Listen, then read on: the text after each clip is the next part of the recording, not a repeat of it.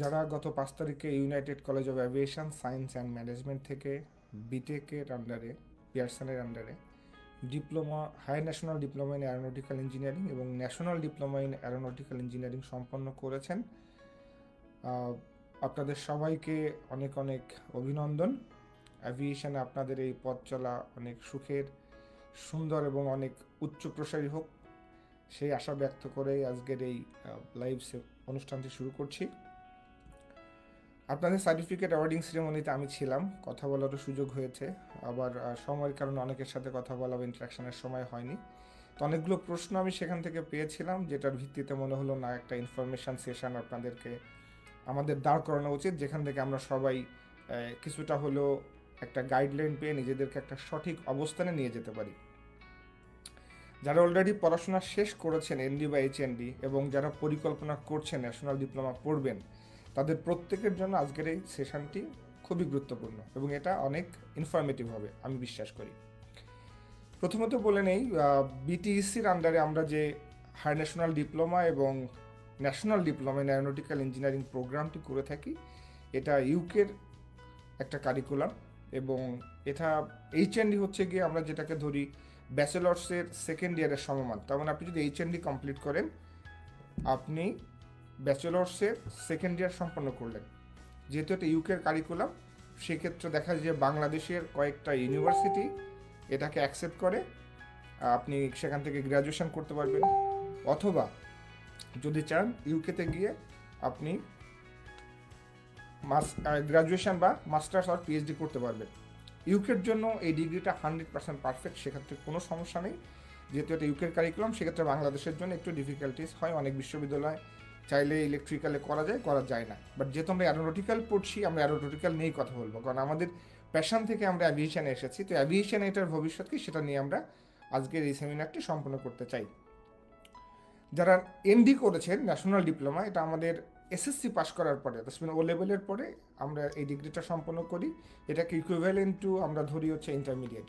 তার মানে আপনি যদি এনডি সম্পন্ন করেন, তার মানে আপনি ইন্টারমিডিয়েট সমমান। এরপরে আপনি চাইলে এইচএনডিও করতে পারেন, আর ফিউচার কী কী করতে পারেন সেগুলো নিয়ে আমাদের আজকের এই আলোচনাটা থাকবে। তো যে যেখান থেকে আমাদের আজকের এই লাইভ অনুষ্ঠানটি দেখছেন, সকলকে অসংখ্য ধন্যবাদ। বাংলাদেশ অ্যাভিয়েশন অনেক পরিবর্তনের অংশ এবং যেটার গুরুত্বপূর্ণ বাংলাদেশের ইকোনমিতে আমরা দেখতে পাবো অদূর ভবিষ্যতে, এখনও আছে। আর আমরা যারা অ্যাভিয়েশন সম্পর্কে এখনও সচেতন নই, আমরা যারা এখনও অনেক পিছিয়ে আছি বা অনেক তথ্য আমাদের কাছে নাই বা সঠিক গাইডলাইন নাই, তো যদি আপনাদের কোনো প্রশ্ন থাকে আপনারা অবশ্যই কমেন্টস করবেন, চেষ্টা করবো আপনাদেরকে আনসার করার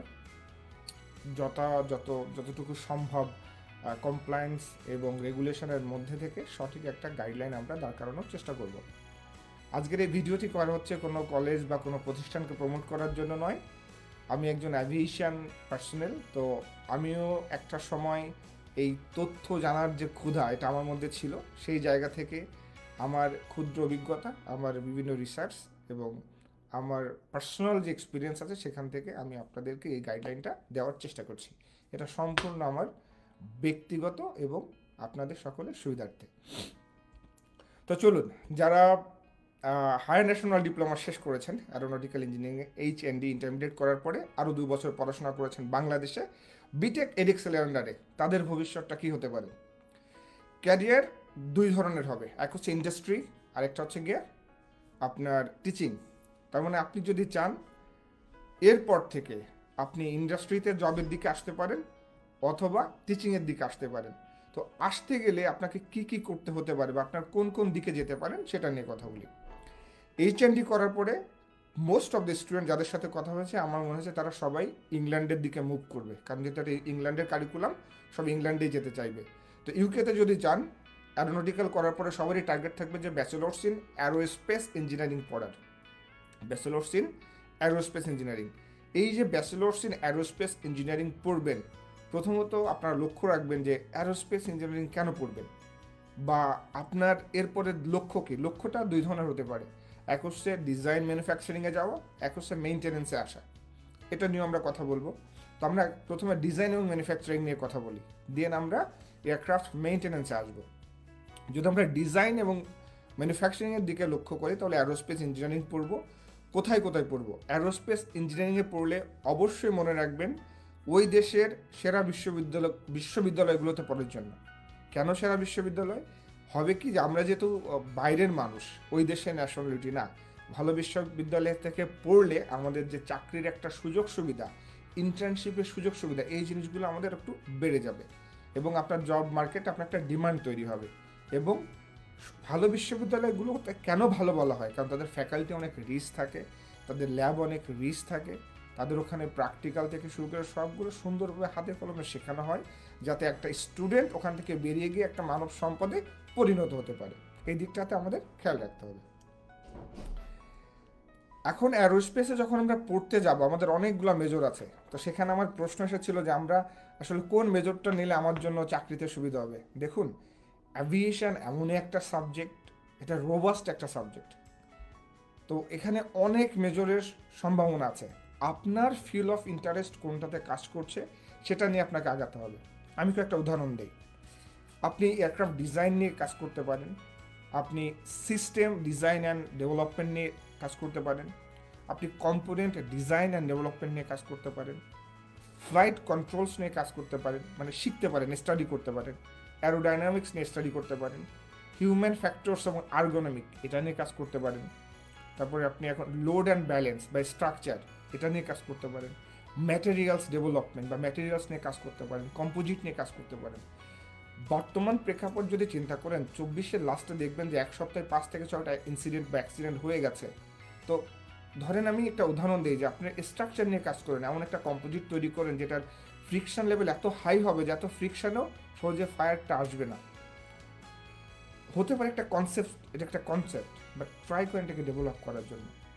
থিসিস বিভিন্ন প্রকার হতে পারে, কনসেপচুয়াল থিসিসে হয় অনেক সময়, এবং সেগুলো অনেক সময় অ্যাকসেপ্টেন্স আসে এবং দেখা যায় যেটা আমরা চিন্তা করছি সেটাকে গবেষণা করতে করতে একটা সময় আমরা সেই জায়গাগুলোয় নিয়ে যেতে পারি। তার মানে অ্যারোস্পেস ইঞ্জিনিয়ারিংয়ে আপনার যে সাবজেক্টটা ভালো লাগে, যদি প্রোপালশন ভালো লাগে প্রোপালশন নিয়ে পড়েন, যদি আপনার সিস্টেম ভালো লাগে সিস্টেম নিয়ে পড়েন, যেটা নিয়েই পড়বেন আপনি যদি ফোকাস করেন অবশ্যই আপনার একটা ভালো আউটপুট পাবেন। এখন অ্যারোস্পেস ইঞ্জিনিয়ারিং যদি পড়তে চাই HND-র পরে, তারপর আমি কি করব?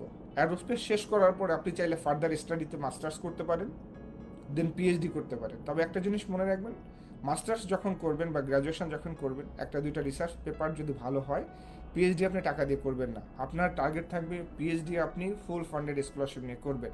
তার জন্য যদি UK থেকে আপনার অন্য কোনো দেশে মুভ করা লাগে, সেটা আপনি অ্যাজ অপরচুনিটি হিসাবে গ্রহণ করতে পারেন। যদি আপনি গ্রোথ মাইন্ডসেটের অংশ হয়ে থাকেন, তাহলে অবশ্যই প্রত্যেকটা চ্যালেঞ্জকে আপনি অপরচুনিটি হিসাবে দেখবেন, বিকজ ওই চ্যালেঞ্জ আপনাকে তৈরি করবে এই পৃথিবীকে লিড করার জন্য।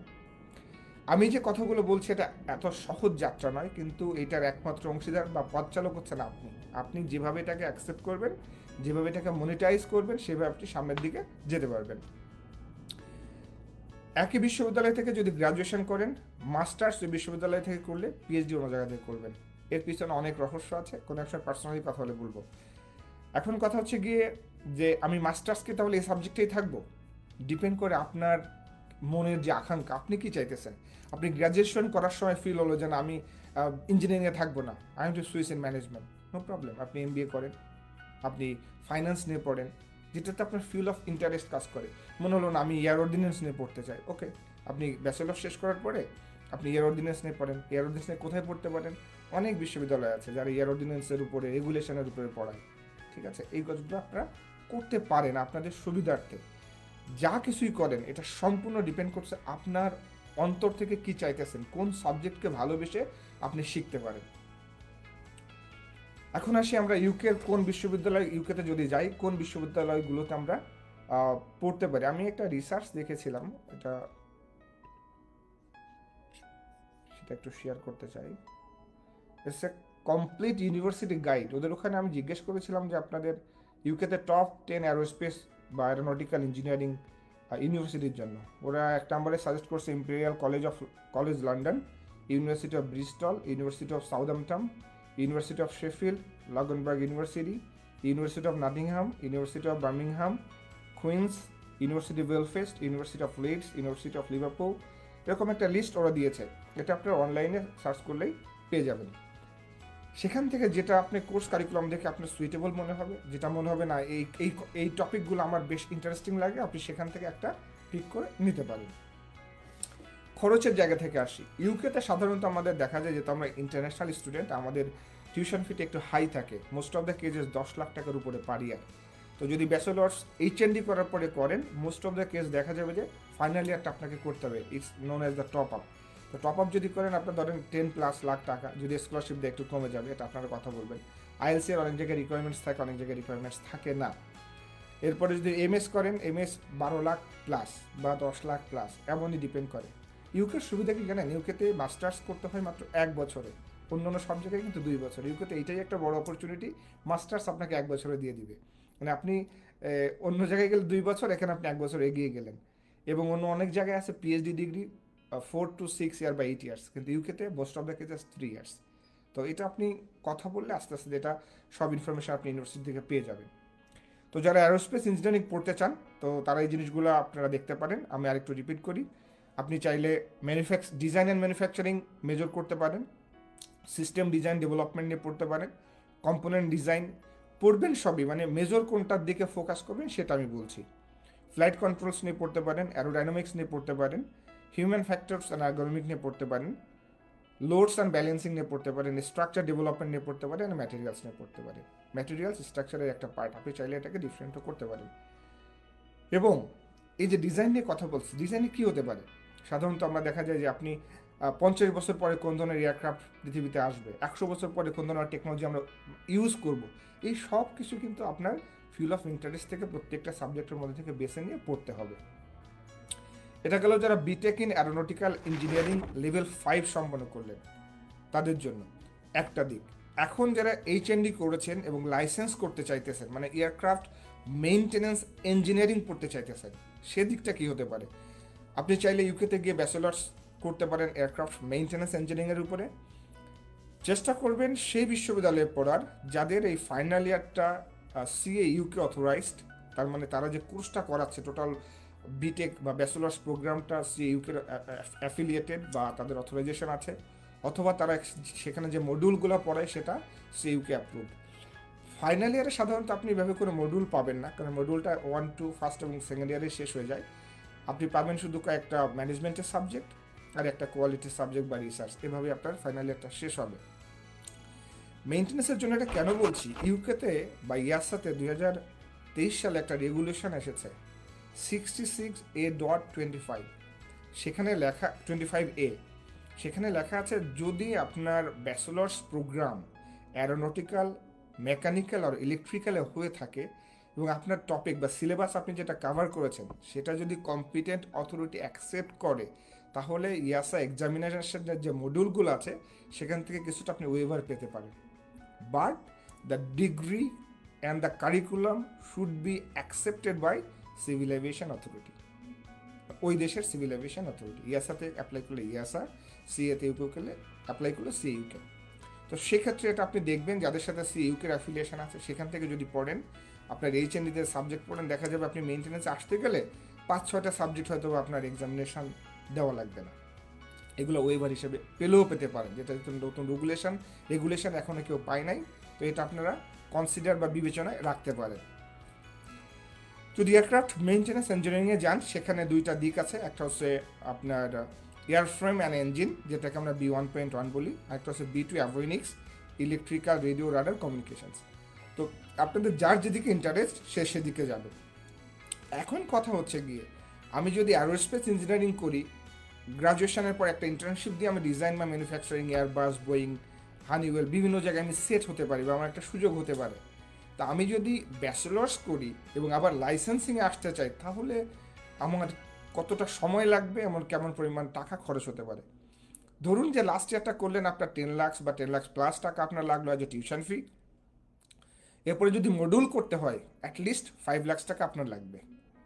ইয়াসা পার্ট 66 ক্যাট B1.1 আর B2, অথবা সিএ ইউকে B1.1 B2, যে মডিউলই করেন আপনার 5 লাখ টাকার মতো লাগবে ধরা যায়, এটা অ্যাজামশন। আবার দেখা যাচ্ছে আপনি অনেক মডিউলে একবারেই পাশ করে গেলেন, তাহলে হয়তো বা যদি ওখানে মডিউল 10,000 টাকা করে হয়, তাহলে 1,30,000 টাকা হয়ে যাবে। আবার যদি কেউ একটু খারাপ করে তার জন্য আবার রিটেক দিতে হবে। তো এইগুলো বিষয় করে একসাথে ধরা হয়েছে যে 5 লাখ টাকা লাগবে। এটাই কিন্তু আপনার শেষ নয়। আপনার মানে ব্যাচেলার্স হলো আপনার এইচএনডির পরে ব্যাচেলার্স প্ল্যান, এরপরে আপনি মডিউল কমপ্লিট করলেন, তারপরে কী হবে, তারপরে আপনি একটা ইন্টার্নশিপ খুঁজবেন। যেমন এখন দেখা যায় যে ইউরোপে অনেক ভ্যাকেন্সি আছে, যারা পড়াশোনা করছে তারা অনেকেই বিভিন্ন বিভিন্ন ব্রিটিশ এয়ারওয়েজ থেকে শুরু করে বিভিন্ন জায়গায় এনগেজমেন্টের চেষ্টা করছে এবং সুযোগও পেয়েছে। তো সেখানে আপনি ইন্টার্নশিপ করলেন। এই যে ইন্টার্নশিপ করে আপনার ধরেন চাকরি হলো, চাকরি হওয়ার পরে আপনার একটা টাইপ ট্রেনিং করতে হবে। ওখানে যে এয়ারক্রাফট আছে সেটা টাইপ ট্রেনিং করতে হবে। এটা কোম্পানিও করাইতে পারে অথবা নিজে করতে পারেন। সেই টাইপ ট্রেনিংয়ের জন্য খরচ হবে প্রায় 5 থেকে 6 লক্ষ টাকা। এই টাইপ ট্রেনিং করাটাই কিন্তু শেষ নয়। এরপরে আপনাকে একটা স্ট্রাকচারাল অন জব ট্রেনিং করতে হবে প্রথম টাইপ এন্ডোর্সমেন্টের জন্য। যদি আপনি একজন লাইসেন্সড এয়ারক্রাফট মেইনটেন্যান্স ইঞ্জিনিয়ার হতে চান, তো সেক্ষেত্রে এই এসওজিটি যদি করতে চান, এসওজিটির জন্য মিনিমাম বাজেট থাকতে হবে 10 থেকে 15 লক্ষ টাকা। রেগুলেশন অনেক চেঞ্জ হচ্ছে, এখন বলা যাচ্ছে না যে এই কস্টটা বাড়বে কি না। এই 10-15 লাখ টাকার মধ্যে আপনার একটা ফুড খরচ আছে, লিভিং খরচ আছে, একটা টিউশন ফি তাদেরকে দিতে হয় সেটা আছে। নর্মালি $8,000 থেকে $10,000 হচ্ছে গিয়ে এই টাইপ ট্রেনিংটার কস্ট, এবং ইউকেতে এটা সব থেকে বেশি। ইউকেতে পাউন্ড, তো ইউকেতে যদি 10,000 পাউন্ড হয়, বাংলাদেশি টাকা এটা হয়ে যায় অ্যারাউন্ড 1,14 লক্ষ টাকা। এবার 2 মাসের থাকা খাওয়া সব মিলিয়ে আমরা এটাকে ধরছি 15 লক্ষ টাকা, যেহেতু আপনি ওখানে আছেন। তো আপনার ব্যাচেলার্স হলো, মডিউল হলো, দেন আপনার টাইপ ট্রেনিং হলো, এসওজিটি হলো। তো দেখা যাচ্ছে টোটাল আপনার অ্যারাউন্ড 30 লক্ষ টাকা ব্যাচেলার সহ, 10, 15, 20, 35, টোটাল 35 লক্ষ টাকা আপনার লাগতেছে ব্যাচেলার্স টু একজন লাইসেন্সড ইঞ্জিনিয়ার হতে। অ্যাডভান্সড হচ্ছে লাইসেন্সড ইঞ্জিনিয়ার যদি আপনি একবার হয়ে যান, আপনার জন্য একটা গ্লোবাল অপরচুনিটি আছে। আপনারা জেনে অবাক হবেন যে ব্রিটিশ এয়ারওয়েজ, যারা সাধারণত বাইরে থেকে কখনো কাউকে রিক্রুট করতো না, তারা এখন এশিয়ানদের অ্যাজ এ ইঞ্জিনিয়ার রিক্রুট করতেছে। এবং 1-2 জন বাংলাদেশিও সেখানে সুযোগ পেয়েছে, যারা আগে বাইরে ছিলেন। অনেক ইন্ডিয়ানরা সুযোগ পেয়েছে, because due to crisis of technical manpower, skilled manpower. তো আপনি যদি ইউকেতে থাকেন এবং আপনি যদি মেইনটেন্যান্স আসতে চান, যদি এই পথটা আপনি পাড়ি দিতে পারেন, হয়তো বা আপনার জন্য ভালো কিছু অপেক্ষা করছে। কারণ এই পথটা তো সহজ নয়, যেহেতু এখানে ফাইন্যান্সিয়াল একটা বিশাল ইনভলভমেন্ট আছে। এখন আসি একটা স্যালারি স্ট্রাকচারে। ধরেন আপনি এই সব কিছু করে একজন লাইসেন্স ইঞ্জিনিয়ার তৈরি হলেন, আপনি কেমন টাকা বেতন পাবেন? নর্মালি যদি আপনাকে কেউ বেতন দেয় যে লাইসেন্স ইঞ্জিনিয়ার এখন দাঁড়িয়ে, তাও আপনি $5,000 আপনার সর্বনিম্ন স্যালারি। যদি আমি কিন্তু আপনাকে উৎসাহ করছি না যে আপনি এটা পাবেন, আপনি এটা করেন, সব কিছু বিক্রি করে চলে আসেন, বিষয়টা কিন্তু এমনটি নয়। যদি আপনার ফিউল অফ ইন্টারেস্ট কাজ করে, যদি মনে হয় যে আপনি অ্যাভিয়েশন আসতে চান, অ্যাভিয়েশন কিন্তু অনেক ক্রাইসিসও আছে, এমন হতে পারে করার পরে চাকরি পেলেন না, এটাও কিন্তু হতে পারে। তো আমার কথা হচ্ছে আপনাকে তথ্য দেওয়া, নট মোটিভেট, নট ডিমোটিভেট। আমি কোনোটাই করতে চাই না, কিন্তু আমি সঠিক ইন্ডাস্ট্রির তথ্যটা আপনাকে দিতে চাই, যেটা দিয়ে আপনার ফিউল অফ ইন্টারেস্ট কাজ করবে। একটা লক্ষ্য রাখবেন, সেই লক্ষ্য ঠিক রেখে লক্ষ্য অনুসারে কাজ করা এবং লক্ষ্যের পিছনে লেগে থাকা। এই লেগে থাকা মানে কি বোঝানো হয়েছে? ইন্ডাস্ট্রির যে রিকোয়ারমেন্টস, যা যা দরকার ইন্ডাস্ট্রির জন্য আপনি যদি রেডি করতে পারেন, আমরা বিশ্বাস করি যে আপনার কিছু না কিছু একটা হবে। তো ব্রিটিশ এয়ারওয়েজ এখন আমি যেটা দেখেছি অফার করতেছে একজন এলির জন্য, licensed aircraft maintenance engineer, minimum 60,000 pound per year. তো আপনি যদি ট্যাক্স ছাড়া 60,000 পাউন্ডের কথা চিন্তা করেন, তার মানে বছরে হচ্ছে গিয়ে অ্যারাউন্ড 70 to 80 লাখ টাকা। তার মানে আপনার পার মান্থ 7 থেকে 7, 12, 84, 6 থেকে 7 লক্ষ টাকা। ট্যাক্স বাদ দিলে একটু কমবে। তো যারা ইউকেতে যেতে চাচ্ছেন, আপনারা কর্নার কাটিং মানে শর্টকাট কোনো কিছু চিন্তা করেন না, ইন্ডাস্ট্রিতে লেগে থেকে একটা প্যাশনস নিয়ে কাজ করেন। ইন্ডাস্ট্রিতে অনেক দেওয়ার বা অনেক পাওয়ার সুযোগ কিন্তু আপনাদের আছে। বিশেষ করে অ্যাভিয়েশন ইন্ডাস্ট্রি এখন অনেক ক্রাইসিসের মধ্যে দিয়ে যাচ্ছে due to the technical skill manpower. তো আমরা এএমইর কথা বলে ফেললাম যে অ্যারোস্পেস থেকে আপনি ডিজাইন প্রোডাকশনেও যেতে পারেন, বা এয়ারক্রাফট মেইনটেন্যান্স আসতে চাইলে কী হবে সেটাও আমরা বললাম। আচ্ছা, এখন একটা প্রশ্ন এসেছে, একটু উত্তর দেই। আশিক আমার পরিচিত একজন মানুষ, এই ইউনাইটেড কলেজ অ্যাভিয়েশন। আশিক, আমাকে শুনতে পেয়ে থাকলে আপনাকে অসংখ্য ধন্যবাদ জয়েন করার জন্য। ভাইয়া, আপনি কি সাজেস্ট করছেন এইচএনডি করার পর আমাদের কি করা উচিত? আশিক, দেখেন, আমি আপনাকে যেটা as a mentor, as a বড় ভাই বা অ্যাজ এ শিক্ষক হিসেবে আমি যেটা বলতে পারি, ডিসিশন আপনাকে নিতে হবে। আমি শুধু ওভারঅল ডিসকাশনটা আপনাকে করে দিতে পারি, বা ডিসিশন নিতে হবে আপনাকে। কেন নিতে হবে? যদি ভালো হয় সারা জীবন বলবেন ওই মানুষটার জন্য ভালো হয়েছে, যদি কখনো নেগেটিভ হয় তখন কিন্তু আপনি আমাকে এই গালিটা দিবেন। তো এই জন্য স্পেসিফিকভাবে আমি আপনাকে কোনো কিছু ডিরেক্টলি বলতে পারি না আপনি এটা করুন। আমি দুটাই বলবো, সেখান থেকে যেটা আপনার ইন্টারনালি ভালো লাগবে, মনে হবে না আমি স্ট্রাগলের পথটা পাড়ি দিতে পারবো, বা আমিও পাড়ি দিতে চাই, বা আমি এটা করতে চাই, আমার এটা দরকার। আমি আবারও বলছি, লক্ষ্য ঠিক রাখা, লক্ষ্য অনুসারে কাজ করা এবং লক্ষ্য লেগে থাকা, সেটা যদি সম্ভব, সেটা সম্ভব যদি আপনি চেষ্টা করেন বা লেগে থাকেন। বিশ্বাসীরা বিজয়ী হয়, কারণ বিশ্বাসীরা সবসময় চেষ্টা করে এবং লেগে থাকে। আশিক ইয়ামিন নাহিয়ান, ইয়ামিনের একই কোশ্চেন। ইয়ামিন, আমিও আপনাকে একই উত্তরে দিতে চাই। আপনি আগে ফিল করুন আপনার কাছে কোনটাতে ইন্টারেস্ট লাগে, মেইনটেনেন্স না ম্যানুফ্যাকচারিং, ঠিক আছে? তারপরে আপনি সেভাবে আগান। এবং এখানে ফাইন্যান্সিয়ালি অনেক ইনভলভমেন্ট আছে, যেটা হয়তো আমরা সবাইটা জানি না, সেই জন্য সেদিকটা দেখে আপনাদেরকে আগাইতে হবে। আরও যদি কারো কোনো প্রশ্ন থাকে আমাদের কমেন্ট বক্সে দিতে পারেন, আমরা চেষ্টা করবো আপনাদেরকে আনসার করার জন্য। তো আমরা ম্যানুফ্যাকচারিং নিয়ে কথা বললাম, মেইনটেনেন্স নিয়েও কথা বললাম। এখন আমরা আসি এনডি যারা কমপ্লিট করেছেন, ন্যাশনাল ডিপ্লোমা। যারা ন্যাশনাল ডিপ্লোমা কমপ্লিট করেছেন, প্রথম অ্যাডভাইস, যদি ম্যানুফ্যাকচারিংয়ে যেতে চান বিটেক করতে পারেন, অথবা ডিরেক্টলি দেশের বাইরে চলে যেতে পারেন। তবে বেস্ট হয় এখান থেকে লেভেল 5 করা, কারণ এখানে লেভেল 5টা 5 লাখ টাকায় করতে পারবেন সর্বোচ্চ, আমি যতটুকু জানি। আমার জানায় ভুল থাকলে সংশোধন করে দেবেন। কিন্তু আপনি যদি এটা ইউকেতে গিয়ে পড়েন, এটা অনেক এক্সপেন্সিভ হয়ে যাবে, 2 বছরে প্রায় 20-25 লাখ টাকা লেগে যাবে। সেকেন্ড কথা হচ্ছে, যদি আপনি এইচএনডি করেন এবং আপনার মনে হয় যে না আপনি মেইনটেনেন্সে ব্যাক করতে চান, তাহলে অবশ্যই এইচএনডি করার পাশাপাশি ইয়াজা পার্ট 66 B1.1 যে এক্সামিনেশানগুলো আছে এগুলো দেওয়া শুরু করতে পারেন, অথবা ক্যাব 147 অ্যাপ্রুভ যে এক্সামিনেশান আছে সেগুলো দেওয়া শুরু করতে পারেন। একটা কথা না বললেই নয়, যেটা এখন ইন্ডাস্ট্রিতে খুবই গুরুত্বপূর্ণ, দেখেন লোকাল লাইসেন্সের কিন্তু একটা বিশাল বড় ভূমিকা আছে। ইয়াজাতে আমরা যেহেতু থার্ড ওয়ার্ল্ড কান্ট্রির মানুষ, এনি টাইম অনেক ধরনের রেগুলেশন চেঞ্জ হতে পারে, আমরা অ্যাফেক্টেড হতে পারি। তো ন্যাশনাল লাইসেন্স থাকলে হয় কি, যে মানে কিছু না কিছু করার সুযোগ থাকে। আজকে যদি আপনাতে ন্যাশনাল লাইসেন্স থাকে, আপনি বাংলাদেশ ইন্ডাস্ট্রিতে অসংখ্য সুযোগ পাবেন। আমি প্রত্যেকটা জায়গায় কথা বলার সময় অসংখ্য ধন্যবাদ দিই ইউএস বাংলাকে। ইউএস বাংলা এমন একটা পরিবর্তন বাংলাদেশে এনেছে, যার জন্য বারবারই আমি ধন্যবাদ দিই। কারণ আমি যেহেতু অ্যাভিয়েশনের মানুষ, ইঞ্জিনিয়ারিংয়ের মানুষ, এই একজন মেকানিক থেকে আজকে আমি একটা পজিশন হোল্ড করছি। তো এই যে কষ্টের জায়গা আমরা ফিল করে আসছি, এই জন্যই বলি যে যাদের মডিউল কমপ্লিট আছে ইউএস বাংলা, তাদেরকে 90,000 টাকা স্যালারি দিচ্ছে। এটা বাংলাদেশ অ্যাভিয়েশনে একটা বিশাল ফুটপ্রিন্ট তারা করেছে, এবং আমি অ্যাপ্রিসিয়েট করি তাদের ম্যানেজমেন্টকে, যে তারা এত বড় চিন্তা করেছে বাংলাদেশের মতো জায়গায়, এবং যেটা চিন্তা করা উচিত। মানে একটা ছেলে যখন এই 1,000 কোটি টাকা দামের এয়ারক্রাফট রিলিজ করবে, তাকে আপনি যদি মেন্টাল প্রেশারে রাখেন, তাকে যদি একটু ভালো মানে থাকতে না দেন, এই যে সেফটির সাথে কম্প্রোমাইজ আমাদের হয়ে যায়। আর অ্যাভিয়েশনে আমরা কখনো সেফটির সাথে কম্প্রোমাইজ করতে চাই না। তেমন আপনি যদি আপনার এমপ্লয়িকে একটা ভালো হ্যান্ডসাম স্যালারি দেন, সে সুন্দরভাবে ফ্যামিলি মেনটেন করতে পারে, তার আউটফিটগুলো ঠিক থাকতে পারে, এবং সে পার্সোনালি খুব হ্যাপি ফিল করে, যার জন্য কোম্পানিকে একটা বেস্ট আউটপুট দিতে পারে। আমি এগেইন থ্যাংক ইউ ইউএস বাংলাকে এই সুন্দর ইনিশিয়েটিভ নেওয়ার জন্য। এবং নতুন যারা বাংলাদেশ অ্যাভিয়েশনে আসবেন, সকল এন্টারপ্রেনারদেরকে বলবো আপনারাও আরও ভালো ভালো পলিসি নিয়ে আসুন। এমন পলিসি করুন যারা বাংলাদেশের দক্ষ মানুষ বাংলাদেশেই থেকে যায়। আপনি তো ডলার ইনকাম করবেন, আপনি তাদেরকে একটু ডলার হিসাবেই পে করেন, গ্লোবাল রেটে পে করেন। ইন্টারন্যাশনালি একটা মানুষ যেভাবে আর্নিং পায় সেভাবে দেন।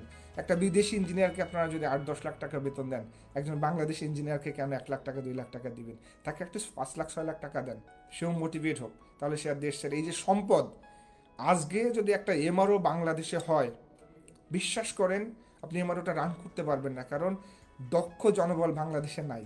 আপনার যদি 100 টেকনিশিয়ান দরকার হয়, দক্ষ টেকনিশিয়ান আপনি পাবেন না। হাইলি 5-7 জনের কাছে লাইসেন্স আছে, ফরেন লাইসেন্স বা লোকাল লাইসেন্স অনেকের কাছে এখন এক্সপায়ার হয়ে গেছে। নতুনরা লাইসেন্সের দিকে মোটিভেট হচ্ছে না, due to regulations, due to bindings, due to huge expense. অনেক সময় কোম্পানি অফার করছে না। সেক্ষেত্রে ইউএস বাংলা অনেক ভালো করতেছে, আমি রিয়েলি অ্যাপ্রিসিয়েট করি। নব অনেক ভালো করছে। আমার ভালো লাগা ভালোবাসার প্রতিষ্ঠান রিজেন্ট এয়ারওয়েজ এখন বন্ধ হয়ে গেছে।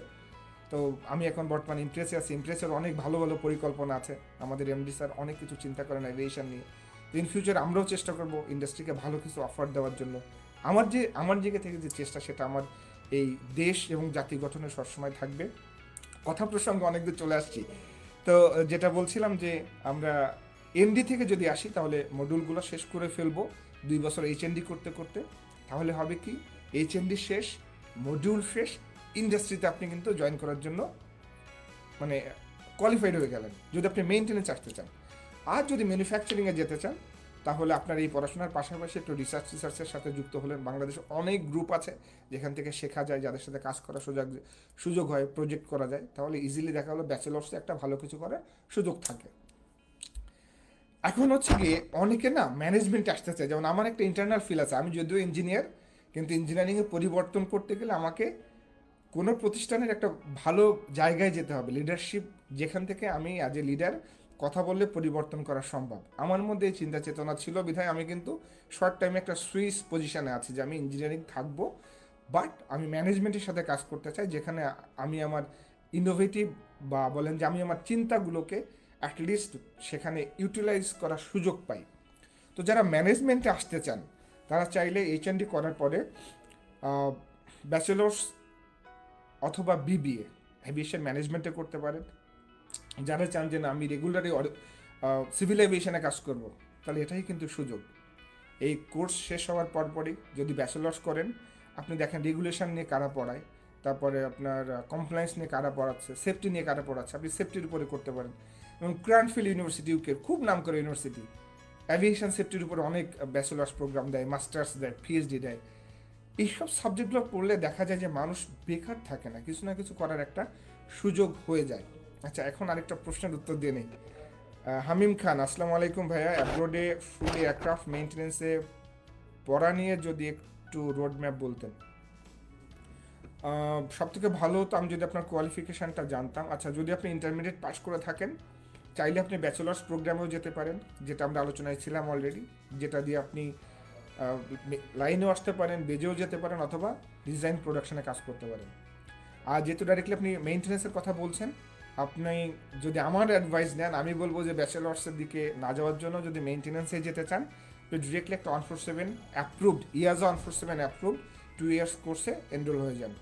সেটা আপনি একটু ভালো কান্ট্রি দেখে হন, যেখানে গ্র্যাজুয়েশন মানে 2 বছর শেষ করার পরে তারা আপনাকে ইন্টার্নশিপ দিতে পারে এবং আপনার একটা চাকরির সুযোগ হয়। এরপরে যখন আপনি সেলফ ডিপেন্ডেন্ট হয়ে যাবেন, আপনি আর্ন করবেন, তখন আপনি নিজের টাকায় ব্যাচেলার্স করলেন। কারণ আগামী 5 বছরে আপনার ব্যাচেলার্স প্রয়োজনই পড়বে না। এটা একটা সোশ্যাল স্ট্যাটাস বা কোনো একটা পজিশন হোল্ড করলে তখন এটার দরকার হয়।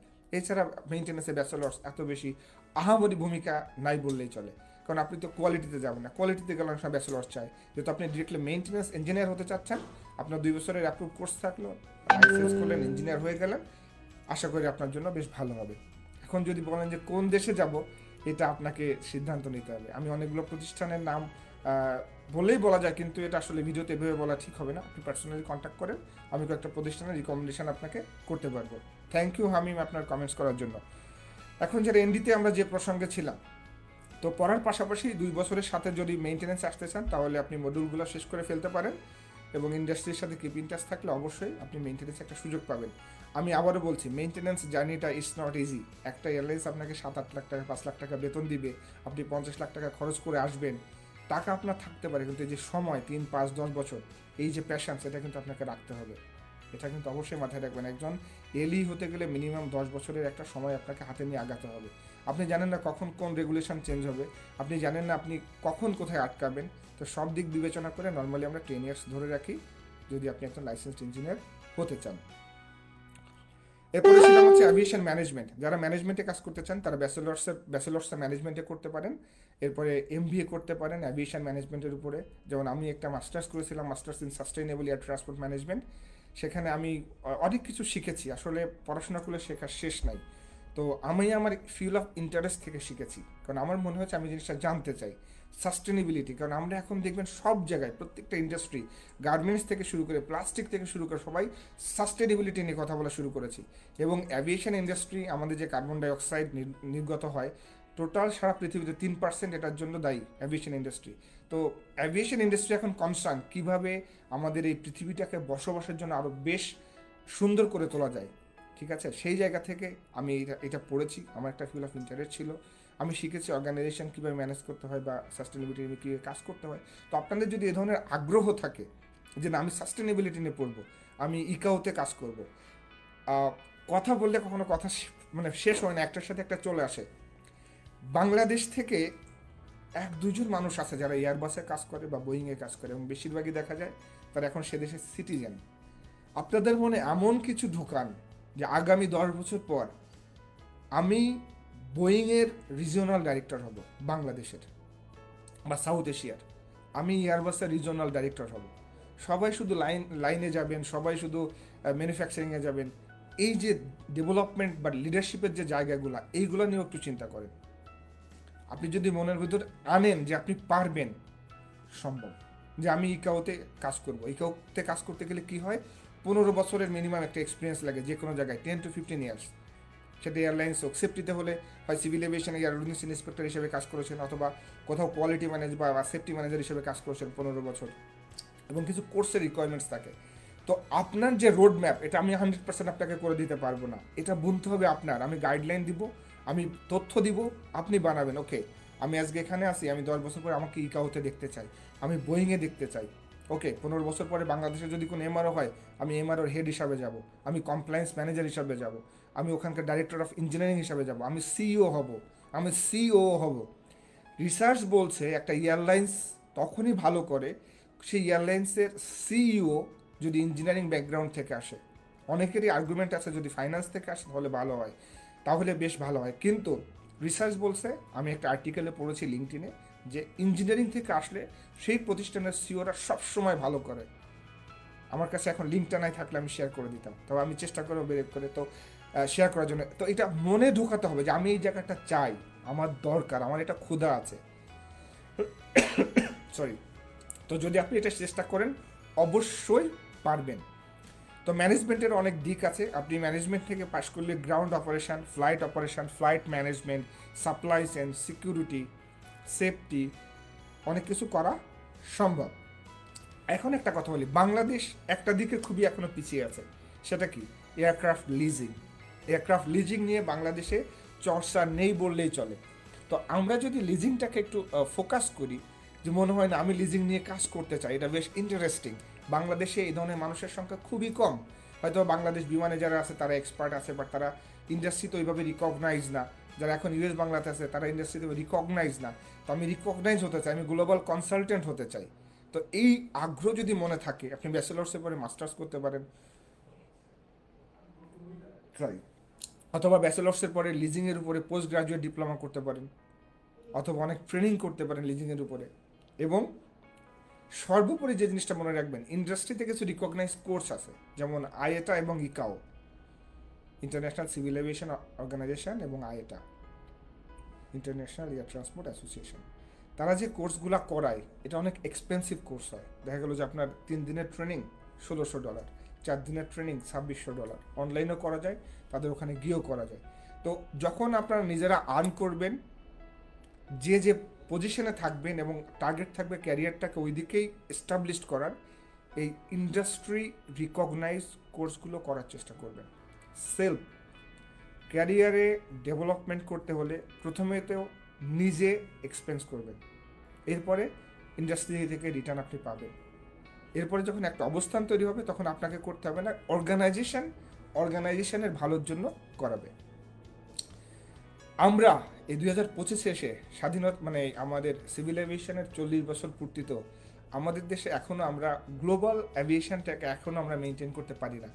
বাট আমাদের সিভিল এভিয়েশন অনেক ডেভেলপ করছে, এবং ইন ফিউচার আমরা পারবো, যেখানে আমাদের সেফটির সাথে কোনো কম্প্রোমাইজ হবে না। আমরা এই যে চিন্তা চেতনা, মানে অ্যাভিয়েশনটা তো একটা রয়্যাল বিজনেস, গ্লোবাল বিজনেস, যদি করা যায় বাংলাদেশে থেকে, যদি আপনি কোনো বাংলাদেশি একটা কোম্পানি ওনার বাংলাদেশে হন, আপনার POB place of business Bangladesh, principal place of business Bangladesh করেন, আপনি একটা লাইন মেনটেন্যান্স কোম্পানি খুলেন, এটাকে আপনি ইয়াজে অ্যাপ্রুভাল নেন, লোকাল অথরিটির অ্যাপ্রুভাল নেন, এরপরে আপনি ডিফারেন্ট কান্ট্রিতে আপনার ব্রাঞ্চ এক্সপ্যান্ড করেন, করতে পারবেন, কোনো বাধা নেই, ইজিলি। আপনি সেখানে যাবেন, তাদের রেগুলেটরি যে রেগুলেশন আছে সেটা ফলো করবেন, জেবি করতে হতে পারে, অথবা ডাইরেক্টলি করতে পারবেন, তাদের অ্যাপ্রুভাল নেবেন, সব জায়গায় করতে পারেন। কিন্তু এটা ডিপেন্ডস করতেছে আপনি কোন দিকে যাবেন। এখন আমাদের যদি 100 জন মানুষ থাকে, 100 জন স্টুডেন্ট, নিশ্চয়ই কেউ সবাই চাকরি করবে তা না। অনেকে আছে ফাইন্যান্সিয়াল ব্যাকগ্রাউন্ড ভালো, বা সে কোনো ইনভেস্টরকে চিনে, সে চায় যে আমি নিজে একজন এন্টারপ্রেনার হতে চাই, কোনো সমস্যা নেই। আপনি বাংলাদেশে একটা 147 করেন, দেশের বাইরে একটা 147 করেন, একটা 145 করেন, কিছু শর্টকাট করতে চান একটা এনডিটির ট্রেনিং সেন্টার করেন বা এনডিটির চেক আপ হয় সেগুলো করেন। করার অসংখ্য দিক আছে, কিন্তু কি করবেন এটা আপনাকে ফাইন্ড আউট করতে হবে। আচ্ছা, হামিম খান লিখেছে, ভাইয়া পাইলট হওয়ার পাথওয়ে কস্টের এই সেক্টরে জব অপরচুনিটি বা আমি আপনাকে অসংখ্য ধন্যবাদ। আমি প্রথমত বলি, আমি যেহেতু একজন পাইলট নই, আমি কমেন্টস করলে হয়তো অনেক ভুল হতে পারে। তো আপনার উচিত হবে বাংলাদেশে যে পাইলট ট্রেনিং একাডেমিগুলো আছে সেখানে কন্ট্যাক্ট করা, যেমন আরিরাং অ্যাভিয়েশন একাডেমি বা গ্যালাক্সি ফ্লাইং একাডেমি। সেখানে আপনি কন্ট্যাক্ট করুন, সঠিক তথ্য পাবেন। আমি বেসিকটা বলতে পারি, হয়তো বা সিপিএল করতে আপনার অ্যারাউন্ড 2 ইয়ার্স সময় লাগবে এবং 70 লাখ টাকার মতো লাগতে পারে। এই টাকাটা ডিপেন্ড করে হচ্ছে আপনার ফ্লাইং আওয়ার্স কত সময় হবে তার উপরে। তো আপনি যদি পার্সোনালি আমার সাথে কন্ট্যাক্ট করেন, আমি আপনাকে কন্ট্যাক্ট নাম্বার দিয়ে দিতে পারবো, আপনি আমার রেফারেন্সে কথা বলতে পারবেন, সঠিক তথ্যটা পাবেন। আমি বললে অনেকটা ভুল হওয়ার সম্ভাবনা থাকবে। ধন্যবাদ হামিম। তো বাদবাকি যেটা বললাম আমরা, এনডিএইচএনডি যারা করেছেন তাদের যে ক্যারিয়ার গাইডেন্স, এখন আপনারা অনেকে ইউকেতে যাবেন, অনেকে দেশে থাকবেন, যারা মেনটেন্যান্সে আসবেন অবশ্যই মডিউলের দিকে খেয়াল রাখবেন। মডিউলটা একটা ম্যান্ডেটরি রিকোয়ারমেন্টস। ইন্ডাস্ট্রি সেই সকল মানুষকে চায় যারা ইন্ডাস্ট্রি রিকোয়ারমেন্টস ফুলফিল করে। তো আপনি যদি ইন্ডাস্ট্রি রিকোয়ারমেন্টস ফুলফিল করেন, অবশ্যই আপনার কোনো না কোনো অবস্থান এখানে তৈরি হবে বলে আমি বিশ্বাস করি। এখন আমাদেরও কিন্তু একটা ক্যাপাসিটি আছে। বাংলাদেশ অ্যাভিয়েশনে এখন মানে প্রাইভেট এয়ারলাইন্স আছে মাত্র কমার্শিয়ালি 2টা, গভর্নমেন্ট এয়ারলাইন্স আছে একটা। তো সব মিলিয়ে যদি আপনি চিন্তা করেন যে সবাই যে সুযোগ পাবে তা না, এজন্য বিভিন্ন দিক থেকে আপনাদেরও ডিফারেন্ট অ্যাঙ্গেলে অনেক কিছু চিন্তা করতে হবে। যে এই দিকে প্রতিযোগিতা বেশি, তাহলে আমি তো ডিফারেন্ট অ্যাঙ্গেলে যাই। যেমন আমি একটা জিনিস মিস করে গেছি যেটা খুবই গুরুত্বপূর্ণ। আপনারা একজন শিক্ষকের কাছে পড়ছেন, তাহলে আপনারা কেন পার্সোনালি একজন শিক্ষক হতে চাইতেছেন না? সবাই কেন ম্যানুফ্যাকচারিংয়ে যাবেন, সবাই এএমই হবেন, কেন ইনস্ট্রাক্টর হবেন না? এটা কিন্তু একটা বড় অপরচুনিটি, জানেন? সারা পৃথিবীতে একজন দক্ষ ইনস্ট্রাক্টরেরও কিন্তু অনেক ডিমান্ড আছে। একজন লাইসেন্স ইঞ্জিনিয়ার যেমন অনেক টাকা বেতন পায়, একজন দক্ষ ইনস্ট্রাক্টরও কিন্তু অনেক টাকা বেতন পায়। আপনি যদি লাইসেন্সড ইঞ্জিনিয়ার হয়ে যান, তারপরে যদি মনে হয় না আমি ইনস্ট্রাক্টর হব, আপনি টাইপ ট্রেনিং ইনস্ট্রাক্টর হতে পারেন, বেসিকের ইনস্ট্রাক্টর হতে পারেন, ব্যাচেলার্স করার পরেও আপনি ইনস্ট্রাক্টর হতে পারেন। তো তার জন্য একটা পাথ হয়ে আছে, একটা কিছু ট্রেনিংয়ের দরকার হয়, সেগুলো করে নিজের স্পেশালাইজেশনটা নেবেন, সেটা ঠিক করেও কিন্তু আগাতে পারেন। তো কারো ভবিষ্যৎ কিন্তু আমরা কেউ প্রেডিক্ট করতে পারি না, কিন্তু এই আপনারা যে নতুন প্রজন্ম, আপনারা যে মানে নেক্সট জেনারেশন প্রজন্ম, আপনাদের কাছে যে গতানুগতিক যে চিন্তাধারা, তার বাইরে গিয়ে একটু চিন্তা করবেন। সবসময় ভাববেন না যে আমি এই এয়ারলাইন্সেই চাকরি করব। আপনি কিন্তু জানেন না যে আপনার ভবিষ্যৎ এর থেকে অনেক বড় কিছু হতে পারে। এই জন্য কেরিয়ারটাকে কখনো বদ্ধ করার চেষ্টা করবেন না। এক্সপানশন যদি হয়, সেটাকে অবশ্যই চেঞ্জ ম্যানেজমেন্টকে অ্যাকসেপ্ট করতে শিখবেন। স্ট্রাগল লাইফে থাকবে, চেঞ্জ ম্যানেজমেন্টকে অবশ্যই অ্যাকসেপ্ট করবেন এবং কমান্ড দিবেন নিজেকে যে আমি 10 বছর বা 5 বছর পরে আমাকে অমুক জায়গায় দেখতে চাই। আমরা যারা সায়েন্স বিশ্বাস করি, এটা আমার কথা নয়, আমি ইউটিউব থেকে দেখে শিখেছি, আমরা যারা সায়েন্স বিশ্বাস করি, আমরা যারা শব্দ বিশ্বাস করি, মানুষ তো শব্দ দ্বারা নিয়ন্ত্রিত। যদি আমরা অনেক সময় গল্পের ছলে বা কথা বলার সময় তেঁতুলের কথা বললে জিভাতে পানি আসে, because we are train hour brain. Brain এটা বুঝতে পারে যেটা আমাকে খাওয়ার জিনিস বা এটা টক স্বাদ। তো এই জন্য শব্দ দ্বারা মানুষ নিয়ন্ত্রিত। তো আপনি আপনার ব্রেনকে কমান্ড করবেন যে আমি এটা হতে চাই, আমার একটা 5 লাখ টাকা বেতনের চাকরি দরকার ভালো সৎ উপায়ে, আমার একটা 10 লাখ টাকা বেতনের চাকরি দরকার। ব্রেনকে কমান্ড দিবেন যে আমি এই কোর্সগুলো করতে চাই, আমি এই পজিশনে যেতে চাই। ব্রেনকে কমান্ড দিলে হবে কি, আমরা যেটা বুঝি যে ব্রেনের ভিতরে ডেনড্রাইট তৈরি হয় নাকি, ভুল হলে সংশোধন করে দিলেন। তো এটা হবে কি যে আপনার ব্রেন এটাকে নিতে নিতে একটা সময় আপনি যখন কাজ করবেন না, ব্রেন কিন্তু আপনার একটা কাজ করবে, আপনাকে ওই জায়গায় নিয়ে যাবে যে হ্যাঁ তুমি এটা করো এক্স, তুমি এটা করো ওয়াই, তুমি এটা করো। দেখবেন একটা পজিটিভ ভাইব্রেশন আপনি চলে আসবে, পজিটিভ সারাউন্ডিংসের মধ্যে আপনি চলে আসবেন। আপনি যেদিকে যাবেন দেখবেন যে আপনি যেটা চাইতেছিলেন কোনো না কোনো হইতে সেটা আপনার সামনে চলে আসছে, শুধু প্রচেষ্টাটুকু বাকি। এটা অবশ্যই করবেন, পজিটিভ কমান্ড ব্রেনকে দিবেন, নেটওয়ার্কিং করবেন, পজিটিভ নেটওয়ার্কিং। আর যাই করেন আর নাই করেন, সিনিয়রদের দেখলে সালাম দিবেন। আমাদের দেশে আমার এই ক্ষুদ্র অভিজ্ঞতা দিয়ে আমি দেখেছি, বাংলাদেশের প্রত্যেকটা সেক্টরে কিন্তু নেটিকেটের অনেক ট্রেনিং করানো হয়, ইউনিভার্সিটিতে করানো হয়। আমি বিশ্বাস করি অ্যাভিয়েশন ইন্ডাস্ট্রিতে এগুলোকে ইমপ্লিমেন্ট করার দরকার আছে, কারণ ম্যানারের অনেক সমস্যা আছে। আমার কাছে অসংখ্য মেসেজ আসে, কোনো গ্রেটিংস নাই, কিছু নাই, আমি তাকে চিনি না, সে আমাকে প্রশ্ন করে জাজ করতেছে, আমি দেখা গেলো একটা মিটিংয়ে বা এক্সিকিউটিভদের সাথে ব্যস্ত, আমি রিপ্লাই করতে পারতেছি না, সে আমাকে চার্জ করতেছে। তো এই জিনিসগুলো ইন্ডাস্ট্রিতে আমাদের ট্রেনিং করানো উচিত। যদি কোনো ইনস্টিটিউটের সিনিয়র কেউ আমাকে এইটা মানে শুনে থাকেন আজকের এই সেশনটা, অবশ্যই আপনাদের এক্সিস্টিং স্টুডেন্টকে এটিকেট এবং এটিকেটের উপর অবশ্যই ট্রেনিং করাবেন, তাদেরকে বুঝতে শিখাবেন যে আপনার সিনিয়র যে তার সাথে কথা বলতে গেলে কীভাবে তাকে একটা ইমেল থ্রো করতে হবে, একটা টেক্সট করতে গেলে কীভাবে থ্রো করতে হবে। আপনারা যারা গ্র্যাজুয়েশন করে ফেলছেন, আপনারা সামনে আগাবেন, আপনাদেরকে এটা মেনটেন করতে হবে। আর ইন্ডাস্ট্রির জুনিয়র যারা আছেন, এখনও পড়াশোনার মধ্যে আছেন, সিনিয়রদের দেখলে অবশ্যই চেষ্টা করবেন তাদের সাথে কথা বলার, এড়ায় না যাওয়ার, সালাম দেওয়ার, বা আপনার দিক থেকে যেটা হয়, অনেক ক্লোজ ভাই বন্ধু থাকতে পারে, যেভাবে হোক তাদের সাথে কথা বলার, শত ব্যস্ততার মাঝে সিনিয়রদের হবে যেটা আপনার জুনিয়র আছে তার সাথে সুন্দরভাবে কথা বলা, তাকে একটু সময় দেওয়া, সে যদি কোনো পরামর্শ চায় তখন না পারলে পরে দেওয়া, বাট তাদেরকে অ্যাভয়েড না করা। এই ইন্ডাস্ট্রিতে সবাই দূরে চলে যাবে, আপনারাই কিন্তু একটা সময় এই শৃঙ্খলার মধ্যে কাজ করবেন। আরেকটা প্রশ্ন একটু বলি, খুরশেদ আজম ভাইয়া, ব্যাচেলর শেষ করার পরে এয়ারক্রাফট ম্যানুফ্যাকচারিং অ্যান্ড ডিজাইনের পর মাস্টার্স করতে চাই, এই খুব সুন্দর এই সেক্টরটা, তবে জব অপরচুনিটি অ্যান্ড প্লেসমেন্ট সম্পর্কে যদি বলতেন।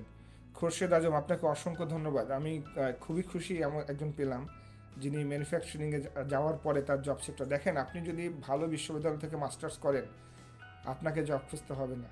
ওই বিশ্ববিদ্যালয়তে যাওয়ার আগে তাদের অ্যাফিলিয়েশনগুলো দেখবেন যে তারা কোথায় কোথায় অ্যাফিলিয়েটেড আছে, এবং প্রত্যেকটা বিশ্ববিদ্যালয়ে গ্র্যাজুয়েশন শেষ হওয়ার পরে তাদের কিছু ইন্টারনাল রিকমেন্ডেশন হয়। আমি বিশ্বাস করি যদি এটা করতে পারেন, আপনি যদি ওখানে ভালো কিছু দেখাতে পারেন, চাকরি নিয়ে চিন্তা করতে হবে না আপনাকে, তা কেউ না কেউ আপনার জন্য অফার করবে, আমি বিশ্বাস করি। তো আপনার জায়গাটা ঠিক করতে হবে। ধন্যবাদ খুরশিদ। শাহরিয়ার শাহরিয়ার, ধন্যবাদ আপনার কমেন্টসের জন্য। শাহরিয়ার লিখেছে, ভাইয়া এনডি লেভেল 3 এর পর দেশে আর বিদেশে অপরচুনিটি কি, আর কোনটা ভালো হয়, দেশ না বিদেশ, দুইটারই সম্পর্কে জানাবেন প্লিজ। এখন তো একটা ডায়লগ মনে পড়ে গেল, চলে যাব বিদেশে। এখন যেটা হোক, আমি কিন্তু দুইটারই কথা আপনাকে বলে গিয়েছি শাহরিয়া, কিন্তু তার আগে আপনাকে বলতে হবে আপনি ম্যানুফ্যাকচারিংয়ে যাবেন না মেইনটেনেন্সে যাবেন। আপনি যদি আমাকে শুনতে পেয়ে থাকেন তাহলে কমেন্টে রিপ্লাই করুন যে আপনি মেইনটেনেন্সে যাবেন না ম্যানুফ্যাকচারিংয়ে যাবেন। যদি মেইনটেনেন্সে যান সেক্ষেত্রে এক ধরনের গাইডলাইন হবে, যদি ম্যানুফ্যাকচারিংয়ে যান সেটার গাইডলাইন অন্যরকম হবে। তবে যেহেতু বাংলাদেশে ম্যানুফ্যাকচারিং ইন্ডাস্ট্রি নাই বললেই চলে, আমাদের কিছুই নাই। কিছুদিন আগে থেকে দেখলাম ধূমকেতু এক্স নামে একটা বাংলাদেশের প্রথম অ্যারোস্পেস কোম্পানি, তারা কাজ করা শুরু করেছে। তো হয়তো বা তারা যখন এস্টাবলিশড হবে, হয়তো বা আপনাদের অ্যারোস্পেসের উপরে সেখানে অনেকগুলো সুযোগ থাকবে। এই মুহূর্তে ম্যানুফ্যাকচারিং বা কোনো কিছুতে আপনাদের বাংলাদেশে নাই, তো সেক্ষেত্রে ম্যানুফ্যাকচারিংয়ের ইন্টারেস্ট থাকলে অবশ্যই বাইরে। আর যদি মেইনটেনেন্সের জন্য চান তাহলে এনডির পরে HNDও করতে পারেন, অথবা 147-এর এক্সাম দিতে পারেন, অথবা 147-এর ফুল কোর্স করতে পারেন। ঠিক আছে, আপনি যেটা শিখেছেন এটা আপনার একটা টেকনিক্যাল ডিগ্রি, এটার অ্যাভিয়েশনের খুবই দরকার। আচ্ছা, শাহরিয়ার ব্যাক করেছে, লিখেছে ম্যানুফ্যাকচারিংয়ে যাব, তাহলে অবশ্যই আপনাকে অ্যাব্রোডে চলে যেতে হবে, কারণ ম্যানুফ্যাকচারিং এখানে পড়তে গেলে আছে আমাদের Bangabandhu university of aviation, Bangabandhu aviation and aerospace university, ওটা পড়তে পারবেন। কিন্তু ওখানে তো আবার অ্যাডমিশনটা দিতে হয়, অথবা সেশনও চলে গেছে। তো যদি ওখানে সুযোগ না হয়, আপনি অবশ্যই বাইরে দেখেন এবং ট্রাই করবেন। কয়েকটা দেশের নাম আমি বলতে চাই না, কারণ আমি অনেক ইন্ডাস্ট্রিতে তো লাস্ট 10-11 বছর আছি, অনেক এক্সপিরিয়েন্স বা যে ক্ষুদ্র এক্সপিরিয়েন্স যেটা আছে, অনেকেই কিন্তু নক করে। কিছু কিছু মানুষ এমন জায়গায় পড়তে গিয়ে আটকে গেছে, তাদেরকে বোঝানো হয়েছে ইটস ম্যানুফ্যাকচারিং, তারা এখন দেখতেছে তাদের সিলেবাসটা টোটালি মেইনটেনেন্স। চায়নাতে 1-2টি ইউনিভার্সিটি কিন্তু এমন হচ্ছে, এবং তারা আমার সাথে কনসাল্ট করেছে। আমি বলেছি তোমরা কথা বলো, অথরিটিকে তারা জানিয়েছে, অথরিটি বলেছে কোর্সের নামই চেঞ্জ করে ফেলবে, এবার তারা এটাকে মেইনটেনেন্সই করবে, কারণ কারিকুলামের মধ্যে কোনো ম্যানুফ্যাকচারিংয়ের কিছু নাই। তো যারা অ্যাব্রোডে যেতে চান অবশ্যই প্রেফার করব USA, UK, Canada, Australia or ইউরোপের কোনো দেশ। এর বাইরে কোনো দেশে আপনার এয়ারস্পেসের জন্য যেন না। আর যদি মনে হয় যে না আমার একটু ফাইন্যান্সিয়ালি সলভেন্ট না, তাহলে আপনি মালয়েশিয়া যেতে পারেন, কিন্তু সেখান থেকে পড়ে অবশ্যই টার্গেট রাখবেন যে আপনি ইউরোপের দিকে ঢুকে যাবেন। আর যদি আরও মালয়েশিয়াতেও যে খরচ, আপনি যদি পর্তুগালে পড়তে যান একই ধরনের টিউশন ফি লাগবে, আপনি যদি মাল্টাতে পড়তে যান একই ধরনের টিউশন ফি লাগবে। এখন অ্যাডভান্টেজটা কোথায় জানেন? অ্যাডভান্টেজ হলো আপনি যদি পর্তুগালে বা মাল্টাতে পড়েন, আপনি কিন্তু ইউরোপের যে কারিকুলাম বা ইউরোপিয়ান ইউনিয়নের অন্তর্ভুক্ত হয়ে গেলেন।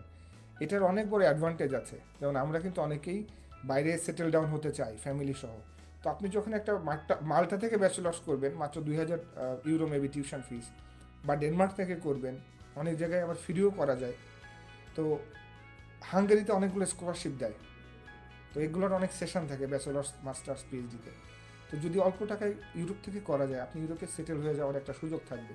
ওখানে ব্যাচেলার্স করলেন, অন্য জায়গা থেকে মাস্টার্স করবেন, পিএইচডিটা অবশ্যই ফুল ফান্ডেড করবেন। এবং আমি আপনাদেরকে হাইলি রিকমেন্ড করব, আপনারা যদি আমাকে শুনতে পেয়ে থাকেন, 100 জনের মধ্যে অ্যাটলিস্ট 25% লোক চেষ্টা করবেন পিএইচডি করার।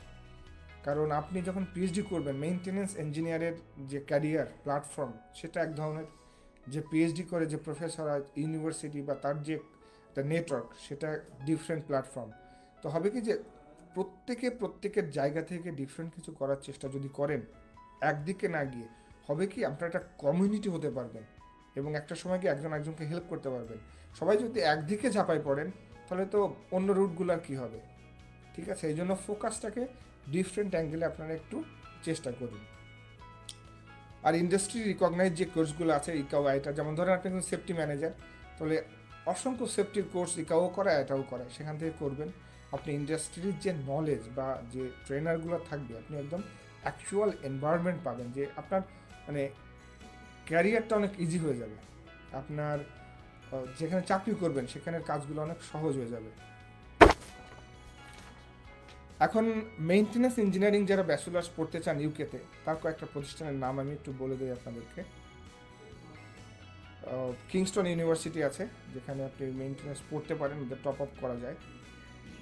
University of highland and Eastland আছে, তারপরে ইউনিভার্সিটি অফ সাউথ ওয়ালস আছে, সলিহুল কলেজ আছে, আর একটা আছে নিউক্যাসলস কলেজ।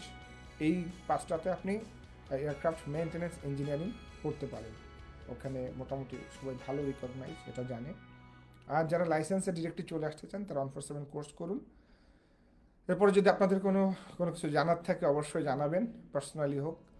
আর যেটা লাস্ট রিকমেন্ডেশন, সেটা হচ্ছে নেটওয়ার্কিং তৈরি করা। আপনার ইউনিভার্সিটির সিনিয়র জুনিয়র সবার সাথে একটা সুন্দর নেটওয়ার্ক করা, লিঙ্কডইনে একটা প্রোফাইল তৈরি করা। লিঙ্কডইন এমনই একটা প্ল্যাটফর্ম, সেখান থেকে আপনি আপডেট নিউজগুলো পাবেন সবসময়। ইন্ডাস্ট্রিতে কোনো পরিবর্তন হলে সেটাও জানবেন। কোনো জব সার্কুলার হলে সেই জব সার্কুলারটা অবশ্যই দেখবেন যে রিকোয়ারমেন্টসটা কী। একটা জিনিস মনে রাখবেন, অযথা কাউকে বিরক্ত না করা। আপনি জানবেন, প্লয়েটলি তাকে সময় দিবেন, অবশ্যই দেখবেন কেউ না কেউ আপনাকে রেসপন্স অবশ্যই করবে। লিঙ্কডইনটা খুবই কমার্শিয়ালি প্রফেশনাল ইউজ করে, আপনি ফ্রেন্ড বানাতে পারেন, কিন্তু কাউকে অযথা ডিস্টার্ব করবেন না। যেটা আপনার না জানলেই নয় বা যেটা দরকার, আপনি তাকে টেক্সট করুন, সময় দিন। সে অবশ্যই প্রফেশনাল, এখানে সবাই আপনাকে ইনফরমেশান দিয়ে হেল্প করবে। শোয়েব আহমেদ আল আশরাফি ভাইয়া, রাশিয়া বা জার্মানি থেকে কেমন? হ্যাঁ, জার্মানি রিকমেন্ডেশন, ইউরোপিয়ান কান্ট্রি, এটা অবশ্যই করতে পারেন। রাশিয়াও রিকমেন্ডেশন করা যায়, কারণ অ্যাভিয়েশন বা এরোস্পেসে ভালো। তবে যদি জার্মানির সুযোগ হয়, আমি অবশ্যই জার্মানিটা প্রেফার করি, কারণ যেটা বারবার বলছি যে আপনি ইউরোপের দিকে 4 বছর বা 3 বছর এগিয়ে গেলেন, তারপর আপনার লাইফ স্টাইলটা বুঝে ফেললেন, আপনার সেটেল হওয়ার জন্য অনেক কাজে দিবে। ঠিক আছে, যদি কখনো সুযোগ থাকে বাইরের পাসপোর্ট আর্ন করার, অবশ্যই করবেন। এবং তারপরে যদি কখনো সুযোগ হয়, অবশ্যই দেশের সেবায় ফিরে আসবেন, কারণ এই পাসপোর্টটা আপনার আছে, আপনি যখন মন চায় আবার যেতে পারবেন। কিন্তু মনে হয় যে না, আপনার এই যতটুকু আপনি শিখেছেন, আপনি আমাদের দেশের ইন্ডাস্ট্রির জন্য সম্পদ, এখানে আপনি কন্ট্রিবিউট করতে চাইতেছেন বা সেটা আপনার সুযোগ আছে, আমার রিকোয়েস্ট থাকবে অবশ্যই সেটা করবেন। তো সর্বোপরি লাস্ট যেটা ছিল, সেটা হচ্ছে গিয়ে আমাদের একটা সুন্দর নেটওয়ার্ক তৈরি করা, নিজের কমিউনিকেশান স্কিলসটাকে স্ট্রং করা। যারা বাইরে পড়তে যাবেন, আইএলসের উপরে একটা ট্রেনিং করা। আইএলস অনেক জায়গায় ম্যান্ডেটরি না, অবশ্যই ইংরেজিতে মোটামুটি দক্ষ হওয়া, যাতে আপনি মনের ভাবটা প্রকাশ করতে পারেন, বলতে পারেন। একটা গ্রাজুয়েশন করার পরে কিন্তু মাস্টার্সের জন্য একটা ভালো স্কোরের দরকার হয়, অ্যারাউন্ড 6.5, কোনো অনেক জায়গায় 7ও লাগে। তো এই জায়গাগুলোকে মানে ঠিক রেখে নিজের যে ক্যারিয়ার ডেভেলপমেন্টের জায়গা থেকে নিজেকে ডেভেলপ করা, আর সেলফ ডেভেলপমেন্টের মধ্যে সব সময় লেগে থাকতে হবে। সেলফ ডেভেলপমেন্ট হচ্ছে এমন একটা অংশ, আপনি যেমন 2024 এসে iPhone 16 ইউজ করেন, S24 Ultra ইউজ করেন, ম্যাকবুক প্রো ইউজ করতে চান M2 কারণ কি? ইটস ডেভেলপড, টেকনিক্যালি আপডেটেড, আপনার ওইটা ইউজ করতে ভালো লাগে। তো আপনি যখন একজন পার্সন হবেন, আপনি যদি নিজেকে একটা প্রোডাক্ট মনে করেন, একটা কোম্পানির কাছে গেলেন, সেই কোম্পানি যদি দেখেন আপনার এই অ্যাসেসমেন্টে এই এই টিএনএ বলে ট্রেনিং নিড অ্যানালাইসিস, যে আপনার এই ট্রেনিংগুলো নাই, তার মানে আপনি কিন্তু টেকনিক্যালি পিছনে পড়ে গেলেন। এই জন্য সেলফ ডেভেলপমেন্টটা সবসময় রাখবেন, নিজেকে আপডেট রাখবেন ইন্ডাস্ট্রির সাথে নিজেকে আপডেট রাখলে হবে কি, ইন্ডাস্ট্রির যে ডিমান্ড, সেই ডিমান্ডের জায়গায় আপনি সবসময় থাকবেন এবং এটা আপনি বুঝবেন। এনডি আর জার্মানিতে সুযোগ আছে? ভালো একটা প্রশ্ন করেছেন, অবশ্যই আছে আমি বিশ্বাস করি, কারণ এনডি যেহেতু এইচএসসি সমমান, তো সেক্ষেত্রে আপনি জার্মান যে সকল বিশ্ববিদ্যালয়গুলো ব্যাচেলর্স ইন অ্যারোস্পেস বা অ্যারোনটিক্যাল অফার করে, তাদের সাথে আপনি ইমেল করুন, একটা লিস্ট করুন কোন কোন বিশ্ববিদ্যালয়ে ডিগ্রিটা আছে, সেই লিস্ট অনুসারে প্রত্যেকটা বিশ্ববিদ্যালয়ে একটা সুন্দর ইমেল করুন। আপনার কোর্স যদি শেষ হয়ে থাকে, আপনি কি কি কোর্স কমপ্লিট করেছেন, আপনার যদি গ্রেডিং সিস্টেম থাকে, মানে ক্রেডিট সিস্টেম থাকে, তাহলে ক্রেডিটটা কতর মধ্যে কত পেয়েছেন সেটা বলুন, বা যদি ডিভিশন সিস্টেম থাকে মেরিট ডিস্টিংশন যেটা আছে সেটা বলুন, ঠিক আছে, কত তারিখে শেষ হয়েছে। এই সব কিছু দিয়ে একটা সুন্দর গোছালো ইমেল আপনি করুন। আমি বিশ্বাস করি যে কয়েকটা ইউনিভার্সিটিতে কন্ট্যাক্ট করলে আপনি একটা পজিটিভ রেসপন্স পাবেন, কারণ হচ্ছে গিয়ে যেহেতু এনডিটা হচ্ছে আপনার ইন্টারমিডিয়েট সমমান, সেহেতু ব্যাচেলার্স প্রোগ্রামে আপনি সুযোগ পাবেন। শোয়েব আহমেদ আল আশরাফি, থ্যাংক ইউ আপনাকে এই কমেন্ট করার জন্য। এরপরও যদি যারা লাইভ দেখতেছেন কোনো কমেন্টস থাকে আপনি করতে পারেন, অথবা ইন ফিউচারে আমাকে মেসেঞ্জারে টেক্সট করতে পারেন। গুগলে গিয়ে শুধু আমার নাম লিখলে হবে, মলয়কান্তি বালা, আমাকে ওখানে যোগাযোগ করার জন্য লিঙ্কডইন থেকে শুরু করে সব কিছু পেয়ে যাবেন, আপনারা কন্ট্যাক্ট করতে পারেন। আমি অনেক সময় হয়তো বা তাৎক্ষণিক রিপ্লাই করতে পারি না, তার জন্য সরি। তো যখন সুযোগ হবে আমি চেষ্টা করি সবাইকে আনসার করার। আর যদি তার মধ্যেও কাউকে মিস করে যায়, অবশ্যই প্লিজ আরেকটা রিমাইন্ডার দিবেন, আমি অবশ্যই আপনাদের রিপ্লাই করবো। যেহেতু আমি চাই ইন্ডাস্ট্রিটা অনেক আগাক, বা কারণ প্রত্যেকটা দেশের অ্যাভিয়েশন ইন্ডাস্ট্রি আগালে সে দেশ আগায়, এবং বাংলাদেশ অ্যাভিয়েশন ইন্ডাস্ট্রি আগে যেখানে ছিল এখন অনেক দূরে চলে এসেছে। এই 2025 সালে বাংলাদেশে আমরা বিশ্বাস করি অনেক অ্যাভিয়েশনে পরিবর্তন হবে, আরও অনেকগুলো নতুন এয়ারলাইন্স বাংলাদেশে আসবে, নতুন 3 থেকে 4টা 145-এর অনুমোদন হবে, 1-2টা 147-এর অনুমোদন হওয়ার সম্ভাবনা আছে। সিভিল এভিয়েশন অনেক কোঅপারেটিভ সব দিক থেকে, সিভিল এভিয়েশনও চায় বাংলাদেশ অ্যাভিয়েশনটা অনেক এক্সপ্যান্ড করুক, এবং যার জন্যই দেখেন আমাদের 3rd টার্মিনাল হয়েছে। 3rd টার্মিনাল হলে ক্যাপাসিটি অনেক বেড়ে যাবে আমাদের, সেক্ষেত্রে দেখা গেল আমাদের ground handling, technical people, operations, management অনেক মানুষের দরকার হবে, এবং according to the CAB chairman sir বলেছিলেন যে around 5000 people will be recruited 3rd টার্মিনালের জন্য। তো যারা অ্যাভিয়েশনে আসতে চান, এয়ারপোর্টে চাকরির ইচ্ছা আছে, সেখান থেকেও আপনারা এটা মনিটরিংয়ে রাখতে পারেন কখন ভ্যাকেন্সিগুলো আসে, সেভাবে অ্যাপ্লাই করতে পারেন। 5000 মানুষের নিয়োগ মানে কিন্তু অনেক বড় একটা নিয়োগ, এটা আপনারা দেখতে পারেন। সাদিক আবদুল্লাহ লিখেছে, এইচএসসির পর সিএবি 147 নিয়ে একটু ডিটেলস বললে ভালো হয় স্যার, বাংলাদেশের পার্সপেক্টিভে। সাদিক আবদুল্লাহ, আপনাকে অসংখ্য ধন্যবাদ, একটা সুন্দর প্রশ্ন আপনি করেছেন। বাংলাদেশ সিএবি লাইসেন্স মানে লোকাল লাইসেন্স, আমি একটা কিছুক্ষণ আগে বলে গেছি যে লোকাল লাইসেন্সটা আমাদের সবারই থাকা উচিত, কারণ এটা হচ্ছে আমাদের কী বলা যায়, মানে অ্যাডভান্টেজ। আপনি যারা বাংলাদেশ ত্যাগ করতে চান না, বা দেশে থাকতে চান, বা অনেক দেশে থাকতে চান না, সবার জন্য এই বাংলাদেশের 147-এর লাইসেন্সটা বা ক্যাবের 147 লাইসেন্সটা, মানে 566 লাইসেন্স খুবই গুরুত্বপূর্ণ। আপনি এইচএসসি পাস করলেন, ক্যাবের 147 এখন 2টা প্রতিষ্ঠান আছে বাংলাদেশের, 3টা, এক হচ্ছে বিএটিসি, প্রতিষ্ঠান আছে 4টা। এখন কথা হচ্ছে যে যারা বাইরের মানুষদের পরীক্ষা দেওয়ার সুযোগ দেয়, সেটা বলি, একটা করে বলি। বিএটিসিতে আপনি 2 বছরের ফুল কোর্স করতে পারেন, চাইলে পার্শিয়াল মডিউলও এক্সাম দিতে পারেন। সেক্ষেত্রে লাস্ট 1 বছর যাবৎ বিএটিসির কিন্তু অ্যাডমিশন বন্ধ আছে আমি যতটুকু জানি। যদি কেউ আপডেট ইনফরমেশান থাকে প্লিজ শেয়ার করবেন, আর আমি ভুল হলে সেটাকে অ্যাভয়েড করবেন, নাল অ্যাভয়েড করে দিবেন। তো যেহেতু ওনাদের 1 বছর যাবৎ এটা অ্যাডমিশনটা বন্ধ আছে, তো দেখা যাচ্ছে যে অ্যাডমিশন বন্ধের কারণে অনেকেই ডিফারেন্ট জায়গায় ভর্তি হচ্ছে। তো বিএটিসিকে আপনি চুজ করতে পারেন, তাদের সাথে কথা বলতে পারেন। বিএটিসির আপনি পেয়ে যাবেন বাংলাদেশ সিভিল এভিয়েশন অথরিটির অপোজিটে। বাংলাদেশ সিভিল এভিয়েশন অথরিটি যে হেডকোয়ার্টারটা আমরা মেইন রোড থেকে দেখতে পাই, ওখানে ভিতরে ঢুকলে দেখবেন আমাদের ওল্ড কোয়ার্টারের অপোজিটেই বিএটিসি, যা কেউ বললে দেখিয়ে দিবে। সেকেন্ড বিএটিসিতে গিয়ে কথা বলে ওখানে ভর্তি হতে পারেন অথবা সেলফ মডিউল দিতে পারেন। সেকেন্ড আসে হচ্ছে AIB, aeronautical institute of Bangladesh. Aeronautical institute of Bangladesh cab 147 approved. সেখানে চাইলে আপনি ফুল 2 বছরের কোর্স করতে পারেন অথবা পার্শিয়াল মডিউল দিতে পারেন। খরচ বিএটিসিতে 9 লাখ প্লাস, আর এআইবি সম্মত 8 লাখ অর সামথিং। আরেকটা প্রতিষ্ঠান আছে এটিআই, এটা চিটাগংয়ে, কিন্তু ওখানে বোধহয় ফুল কোর্স আমার মানে সিভিলিয়ানদের সুযোগ হয় না, সেক্ষেত্রে ওখানে আপনি পার্শিয়াল মডিউলগুলো দিতে পারবেন। আর BS Bangabandhu Sheikh Mujibur Rahman aviation aerospace university যেটা ছিল, ওখানে আমরা দেখেছি যে একটা বোধহয় নাম আবার পরিবর্তন হয়েছে, যে Bangladesh aviation and aerospace university of something. এটা সঠিক তথ্য নাই, ভুল হলে এটা আপনারা একটু ক্ষমা সুন্দর দৃষ্টিতে দেখবেন। তো যে একটাই বিশ্ববিদ্যালয় ওখানে আমাদের সরকারের, তবে জাতীয় বিশ্ববিদ্যালয়ের আন্ডারে কিন্তু আরেকটা 2টা বিশ্ববিদ্যালয় আছে, কিন্তু যেহেতু 147 নিয়ে বলছি সেজন্য বললাম যে Bangladesh university aviation and aerospace university বা Bangabandhu aviation and aerospace university, যে নামটাই সঠিক হোক, ওই প্রতিষ্ঠানটা একই। ওখানে 147-এর অ্যাপ্রুভাল পেয়েছে, কিন্তু ওনারা শুধুমাত্র ইন্টারনাল স্টুডেন্ট যারা ভর্তি হয় তাদের জন্যই মানে 4 ইয়ার্স ব্যাচেলার্স প্রোগ্রামের সাথে ইন্টিগ্রেশন এই কোর্সগুলো দেয়। এখনও বোধহয় বাইরের কাউকে পরীক্ষা দেওয়ার সুযোগ দেয় নাই। তো এই যে 3টা প্রতিষ্ঠানের নাম আমি বললাম, 1 2 3 4টা, তো এই 4টে প্রতিষ্ঠানের সাথে আপনারা পার্সোনালি কন্ট্যাক্ট করে ডিটেলসটা নিতে পারেন। ফিউচার যদি বলেন, ইউএস বাংলা আমি বলেছি যে মডিউল কমপ্লিট করলে আপনাকে 90,000 টাকা অফার করছে।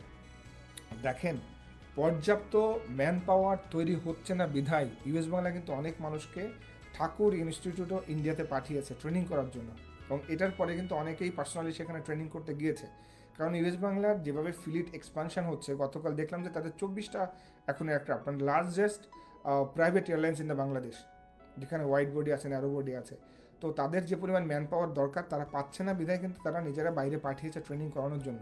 তো যদি আপনারা এই কোয়ালিফিকেশানগুলো তৈরি মানে নিয়ে আসতে পারেন ইন্ডাস্ট্রিতে, তা আমি মনে করি একটা ভালো ফিউচার তো অবশ্যই আছে। এটা তো প্রেডিক্টেবল, যেটা আপনি নিজেও দেখতে পারতেছেন। আবার অনেক সময় দেখা যায় যে না, কোনো কারণে এটা ইন্ডাস্ট্রি ক্রপস করলো, সেক্ষেত্রে আবার জটিলতা হতেই পারে। তো 100% আপনাকে কখনোই বলা যাবে না যে সব কিছু আপনার মনের মতো হবে, বাট চেষ্টা করতে হবে, সময় অনুসারে সিদ্ধান্ত নিতে হবে। সাদিক, আপনাকে ধন্যবাদ। আরও যদি কারো কোনো প্রশ্ন থাকে আপনারা করতে পারেন। আমরা খুব অল্প সময়ের মধ্যে লাইভটি শেষ করব, অলরেডি 1 ঘন্টা হতে আসলো। তো নেটওয়ার্কিং নিয়ে বলছিলাম, নেটওয়ার্কিংটা অবশ্যই করবেন, এবং যেখানেই যান আপনার প্রফেসর, আপনার ইউনিভার্সিটির সিনিয়র জুনিয়র ফ্রেন্ড সার্কেল বা ডিফারেন্ট ইউনিভার্সিটির কোনো ইভেন্ট হলে সেখানে গেলে নেটওয়ার্কিংটা অবশ্যই করবেন, কারণ এই নেটওয়ার্কিংটাই আপনাকে একসময় একটা ক্যারিয়ারে বুস্ট দিতে পারে। ঠিক আছে, আর সবসময় ইন্ডাস্ট্রিতে আপডেট থাকবেন, নিজেকে আপডেট রাখবেন, রেগুলেশন সম্পর্কে আপডেট রাখবেন। আমি আজকে যে তথ্যগুলো দিচ্ছি এটাকে আপনি অন্ধ বিশ্বাস করবেন না, আপনি নিজেকে এগুলো অ্যাসেসমেন্ট করবেন। আপনার হাতে যেহেতু গুগল আছে, আপনি চাইলেই সার্চ করতে পারেন সব কিছু, মানে আপনার হাতের নাগালে সব কিছু অ্যাসেস করার পরে যেটা আপনার ভালো মনে হবে সেই দিকে আপনি অবশ্যই জানাবেন। আর আপনাদের এই পথ চলার পথ হিসাবে আমি থাকবো সবসময়। সজীব দাস লিখেছেন, love from Chandpur sir. Thank you Sajib Das ভাই, আপনার এই মূল্যবান কমেন্টসের জন্য। শত ব্যস্ততার মাঝে আমাদেরকে কমেন্টস করেছেন। তো বাংলাদেশ অ্যাভিয়েশন অনেক দূরে যাবে এই প্রজন্ম বা আপনাদের পরবর্তী প্রজন্মের হাত ধরে। আজকে আমি আমার জায়গা থেকে যতটুকু পারছি ততটুকু সময় দিয়ে আপনাদেরকে তথ্য দিয়ে গাইড করার চেষ্টা করছি, হেল্প বলবো না, এটা গাইডেন্স। তো আপনারা যখন একটা জায়গায় যাবেন, আপনাদের প্রতিও আমার অনুরোধ থাকবে, আপনারা যে জিনিসটা জানবেন যেটা পজিটিভ হয় অবশ্যই আমাদেরকে জানাবেন, কারণ আমরা অ্যাভিয়েশনে এখন অনেক পিছিয়ে, টেকনোলজিতে অনেক পিছিয়ে। আপনারা বিভিন্ন জায়গা থেকে পাস করুন, ভালো কিছু করুন, ইনভেস্টর হন, বাংলাদেশে ম্যানুফ্যাকচারিং ইন্ডাস্ট্রি গড়ে তুলুন। আমাদের পার্শ্ববর্তী দেশ ইন্ডিয়ার কথাই যদি চিন্তা করি, এয়ারবাস 320 ডোর সেখানে তৈরি হয়, তারা বা এখন প্লেন তৈরি করতেছে, তারা বড় বড় এয়ারক্রাফট এয়ারবাসের সাথে মিলে তৈরি করতেছে। তো সেই দিক থেকে দেখলে কিন্তু আমরা অনেক পিছিয়ে। আমাদের কিন্তু ছোট্ট একটা মানে নাট বোল্ট তৈরি করার মতো অ্যাবিলিটি এখনও হয় নাই। তো আজকে হয়নি তো কী হয়েছে, তাহলে কি আমরা হতাশ না? হতাশ না। 2025-এ হয়নি, 2050-এ হবে না, এটা কে বলতে পারে বলুন? 2075-এ হবে না, এটা কে বলতে পারে? ঠিক আছে, 2099-তে হবে না, এটা কে বলতে পারে? আমি পারি নাই, আপনি পারবেন। আপনি না পারলে আরেকজন পারবে, কেউ না কেউ করবে। এই ইন্ডাস্ট্রিতে তো আমরা দেখতেছি, দেখেন সিঙ্গাপুর এয়ারলাইন্স কী করে, সিঙ্গাপুর এয়ারলাইন্স কয়দিন আগেও দেখলাম যে এত প্রফিট করেছে, 8 মাসের বেতন দিয়ে দিয়েছে সবাইকে এক্সট্রা। এমিরেটস কি করে, 8 মাসের বেতন দিয়ে দিয়েছে। তো বাংলাদেশের এন্টারপ্রেনার যারা আছে এবং আপনারা যারা আমাকে শুনছেন, আপনারাও এক সময় হয়তো বা অনেক বড় ইনভেস্টর হবেন। আমি বিশ্বাস করি অন্য ইন্ডাস্ট্রিতে যেমন ইনভেস্ট করেন, এই ইন্ডাস্ট্রিতে দক্ষ লোক দিয়ে বুঝে গ্লোবাল অ্যাভিয়েশন কি ডিমান্ড করে সেটা বুঝে ইনভেস্ট করুন। ইন্ডাস্ট্রি আপনাকে খালি হাতে ফেরাবে না। যদি আপনি এটাকে মেনটেন করতে পারেন, ইন্ডাস্ট্রি আপনাকে খালি হাতে ফেরাবে না। বাট অ্যাভিয়েশনে কি একটু সময় লাগে, একটু লং টাইম না হলে অ্যাভিয়েশন থেকে সহজে রিটার্ন মানিটা আসে না। তো সেই জায়গা থেকে আমি যেটা বলতে চাই, আপনারা ইনভেস্টর হবেন, আপনারাই বাংলাদেশে বোয়িংকে নিয়ে আসবেন, বোয়িংয়ের ডাইরেক্টর হবেন, এয়ারবাসের ডাইরেক্টর হবেন। শুধু বোয়িং এয়ারবাস কেন, আরও অসংখ্য কোম্পানি আছে। এরপরে ড্রোন কোম্পানি আর্চার এখন বড় বিশাল আকারে যাচ্ছে, লিলিয়াম অনেক বড় হচ্ছে। আপনি যে ইউএভি নিয়েও পড়াশোনা করতে পারেন, এটা আমি বলার মধ্যে ভুলে গেছি, ঠিক আছে। আনম্যান্ড যে ভেহিকলসগুলো নিয়ে পড়াশোনা করানো হচ্ছে, ড্রোন নিয়ে পড়তে পারেন। Siddique Shahriar Naim, sir Biman Bangladesh airlines recently apprenticeship মেকানিকের সার্কুলার দিয়েছে, আমি সেখানে অ্যাপ্লাই করেছি এবং এক্সাম দিব, কংগ্রেচুলেশনস স্যার। বিমান এর এই অ্যাপ্রেন্টিসশিপ ইঞ্জিনিয়ারিংয়ের ফিউচার নিয়ে যদি বলতেন কাইন্ডলি। সাদিক শাহরিয়ার নাইম, আপনাকে অসংখ্য ধন্যবাদ আপনার এই কমেন্টসটি করার জন্য। আপনি যে স্পৃহা থেকে, নিজের আগ্রহ থেকে যে কাজটি করেছেন, আপনাকে আমি অভিনন্দন জানাতে চাই। অবশ্যই এটা ভালো প্রোগ্রাম, কারণ আপনি যদি এখন লাইসেন্সড ইঞ্জিনিয়ার হতে চান, একদম 147 কোর্স করেন, যদি বাংলাদেশেও করেন, সব মিলে আপনার টিউশন ফি 9 লক্ষ টাকা। তারপরে আপনি ধরেন একটা টাইপ করবেন 6 লাখ 7 লাখ টাকা, 6 লাখ ধরেন 16 লক্ষ টাকা। এসওজিটি করবেন, সেটাতে ধরেন আরও 15 লক্ষ টাকা, 16 15 31 লাখ টাকা। আর আপনি যদি বিমানে করেন, সেটা সম্পূর্ণ ফ্রিতে পাবেন। এটা তো একটা অপরচুনিটি, এটা আপনি কেন নেবেন না? আপনার জন্য অনেক অনেক শুভকামনা। আপনি সুন্দর করে পড়েন, ভালো প্রিপারেশন নেন যেন আপনার হয়। আপনার যদি মনে হয় যে না, বিমানে অনেকে জয়েন করতে চায় না, আমরা এটা জানি, কারণ বিমানের স্যালারিটা অনেক কনজাস্টেড হয়। যেমন মেকানিক হিসাবে হয়তো বা 40 45 বা 36 এরকম পাবেন, ওভার টাইম দিয়ে একটু বেশি হতে পারে, কিন্তু একই জায়গায় আপনি ইউএস বাংলায় 90,000 টাকা পাবেন। বাট এই যে অ্যাপ্রেন্টিসশিপ প্রোগ্রামে আপনাকে পুরা তৈরি করে নিবে, আপনার প্র্যাকটিক্যাল ট্রেনিং, থিওরিটিক্যাল ট্রেনিং যা লাগে সব দিয়ে আপনি একটা ফ্রি কোর্স পেয়ে যাচ্ছেন একটা সরকারি প্রতিষ্ঠানে। এবং বিমান বাংলাদেশে এমনই একটা প্রতিষ্ঠান, শেখার অনেক সুযোগ আছে। বিমানের ফ্যাসিলিটি কিন্তু অনেক ডেভেলপড। বিমানে যারা কাজ করে তারা হাই স্কিল্ড মানুষ, বিশ্বাস করেন। আমি যখন মেকানিক ছিলাম, আমার সাথে আমার যে সিনিয়র ভাইয়েরা ছিল, অনেকে বাংলাদেশ বিমানে জব করে, এখন নাম বলবো না, কিন্তু আমি দেখেছি তারা ফাইনেস্ট মেকানিক, ফাইনেস্ট ইঞ্জিনিয়ার। ওনারা যদি ভবিষ্যতে ইঞ্জিনিয়ার হয় বা ওনারা যদি শেখায়, খুবই ভালো শেখাবে। কারণ কি, তাদের যে জ্ঞান, তাদের এই জ্ঞানের পরিসীমা খুবই অপরিসীম। তো বাংলাদেশ বিমান শেখার একটা জায়গা, সেখানে ইঞ্জিনিয়ার অনেক দক্ষ হয়, ফ্যাসিলিটি হয়, ম্যানুফ্যাকচারার অ্যাপ্রুভ ট্রেনিং করায়।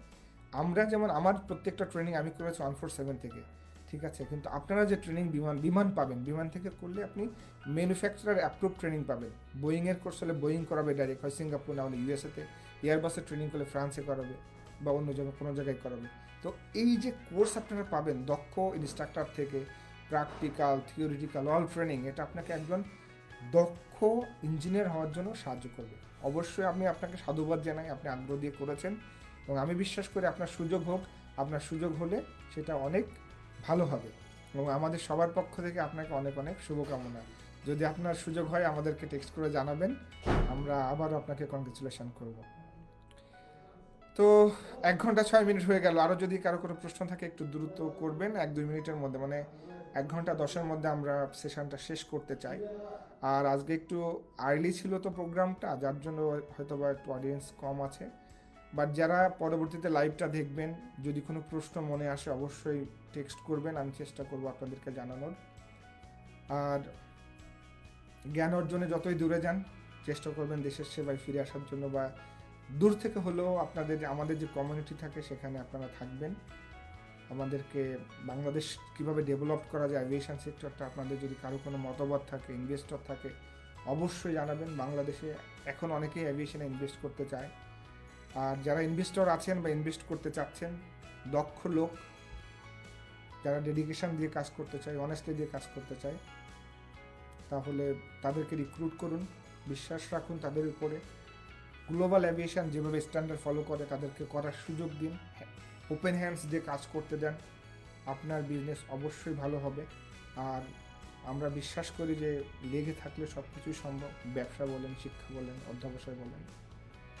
তন্ময় ইসলাম, আপনার সাথে একটু ইনবক্সে কথা বলতে চাই। ঠিক আছে, আপনি আমাকে ইনবক্সে টেক্সট করে রাখেন, আমি সেশন শেষ করার পরে আপনার সাথে কথা বলার চেষ্টা করছি। তারও যদি কারো কোনো প্রশ্ন থাকে অবশ্যই জানাবেন। আর ক্যারিয়ার ডেভেলপমেন্টটা অবশ্যই মাথায় রাখবেন, আমি আবারও রিপিট করলাম, কারণ এটা আপনার পার্সোনাল ডেভেলপমেন্টের জন্য। আর যে কথাই বলুক, সব কিছু করার মূল নায়ক কিন্তু আপনি নিজে। আমি যদি আমারটা বলি তাহলে আমি। Don't trust university, don't trust an organisation, trust yourself. আপনি যদি পাখি হয়ে থাকেন, আপনি আপনার গাছের ডালটাকে বিশ্বাস করবেন না, আপনার কনফিডেন্স থাকবে আপনার ডানার উপরে।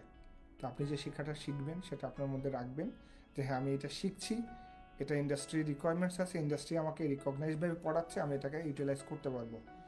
ইউটিলাইজ করার অনেক জায়গা আছে, পৃথিবী অনেক বড়, অসংখ্য অর্গানাইজেশন আছে। পার্ট 21 আছে, পার্ট 147 আছে, 145 আছে, পার্ট এম আছে, ক্যামো আছে, যে কোনো জায়গায় আপনাকে ইউটিলাইজ করার সুযোগ পাবেন। ইভেন অনেকে অ্যানালিটিক্যাল পড়তে আসছেন যাদের আবার সফটওয়্যারের প্রতি ইন্টারেস্ট। ঠিক আছে, আপনার সফটওয়্যার নিয়ে পড়ুন না, সিএসসির কি অবদান নাই? দেখেন এখন সব ডিজিটাল ককপিট হয়ে গেছে, তাই না? হাইড্রোলিক সিস্টেম আমরা এখন ইলেকট্রিক্যালি অপারেট করি, যেটা এয়ারবাসে করা হয়। তো এই যে সিস্টেমগুলা, এই সব কিছু মানে আপনার যে চিন্তা চেতনা, এটা আপনার থেকেই প্রতিফলিত হবে। আপনার অন্তরের ক্ষুধাটা, সেটাকে এক্সপ্লোর করে যে ক্ষুধা নিবারণের জন্য কোন প্রতিষ্ঠানটা বেটার, সেখানে গিয়ে নিজেকে ইন্টারনালি আবিষ্কার করে সেটাকে ইউটিলাইজ করার চেষ্টা করতে হবে। তো সবাই ভালো থাকবেন, সুন্দর থাকবেন, সুস্থ থাকবেন। অনেকেই সময় দিয়েছেন, অনেকেই প্রশ্ন করেছেন, অনেকেই অনেক সময় নষ্ট করে আমাদের এই ভিডিও দেখছেন। তো আবারও ধন্যবাদ জ্ঞাপন করে আজকের মতো হযরত শাহজালাল ইন্টারন্যাশনাল এয়ারপোর্ট থেকে বিদায় নিচ্ছি। আমি এখন এয়ারপোর্টে যাচ্ছি আমার অফিসে। আমার অফিস কলিগদের অনেক সহযোগিতা ছিল আজকের এই প্রোগ্রামটি করার জন্য। আর সবাই ভালো থাকবেন, সুস্থ থাকবেন। আমাদের পথযাত্রার সাথী অনেকেই হবেন ভবিষ্যতে। সবাইকে অসংখ্য ধন্যবাদ জানিয়ে আজকের মতো এখানে বিদায় নিচ্ছি। আমি মলয় কান্তিবালা। কোনো প্রশ্ন থাকলে অবশ্যই জানাবেন। আপনাদের শুভাকাঙ্ক্ষী এবং আপনাদের পাশে থাকার জন্য সর্বোচ্চ চেষ্টা থাকবে আমার। বাংলাদেশ এভিয়েশন অনেক দূর এগিয়ে যাক, বাংলাদেশ অনেক দূর এগিয়ে যাক, সেই প্রত্যাশা ব্যক্ত করে আজকের মতো এখানে শেষ করছি।